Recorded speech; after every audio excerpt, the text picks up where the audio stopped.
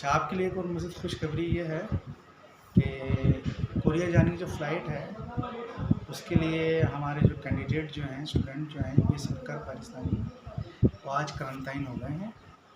लेकिन जो जाने वाले हैं और जो वेटिंग में हैं, वो ज़रा ये चीज़ ज़हन में रखें कि अपने आप को जो SOPs जो हैं, उनको फ़ॉलो करें आप कोरोना के। इसलिए कि पिछली जो फ़्लाइटें गई हैं, उसके अंदर कुछ लोगों को इन्फेक्शन था या वो उनका पॉजिटिव आया था, जिसकी वजह से उनको परेशानी हुई है।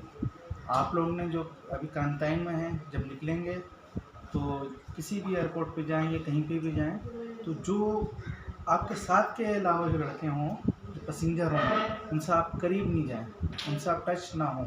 कोशिश करें उन लोग से फ़ासला रखें, इसलिए किसी का नहीं पता होता है कि कौन किससे आपको वायरस लग जाए। फिर एयरपोर्ट पे कोई मिलने आता है, तो आप अवॉइड करें उससे कि उसको किसी को भी, चाहे आपका रिश्तेदार या भाई क्यों ना हो, उससे मिलने से अवॉइड करें ताकि आपको वायरस ना लगे। अच्छा, अब ये है कि कोरिया के अंदर जो क्वारंटाइन है, वो 7 दिन का हो गया, ये तो पता ही होगा आपको। उसके लिए 1 दिन की जो है शिप की मान, मतलब 1,20,000 वॉन।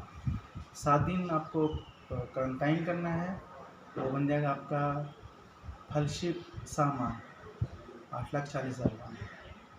लेकिन अल्लाह ना करे, अगर आप बीच में SOPs का ख्याल नहीं करते हैं, किसी से भी टच हो जाते हैं, अल्लाह ने कोई वायरस आपको पॉजिटिव आ जाता है, फिर वहाँ पे आप जितने दिन भी रहेंगे उसका खर्चा आपको खुद बर्दाश्त करना पड़ेगा। और इदारे भी आपको जो बता रहे हैं कि कम से कम आपको $2,000 लेके जाने हैं, वो इसीलिए ही है कि अल्लाह ने अगर किसी को पॉजिटिव आ जाता है कोरिया में, तो वो उसका ख़र्चा खुद पे कर सके और वो परेशान ना हो।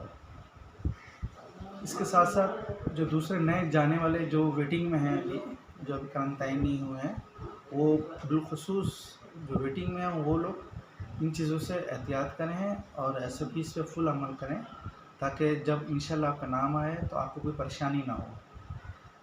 और मुझे उम्मीद है कि आप लोग इन चीज़ों पर अमल करेंगे और सेफ़ली बाहिफ़ाज़त कोरिया पहुंचकर अपना, अपनी फैमिली का और पाकिस्तान का नाम रोशन करेंगे। अल्लाह हाफ़िज़।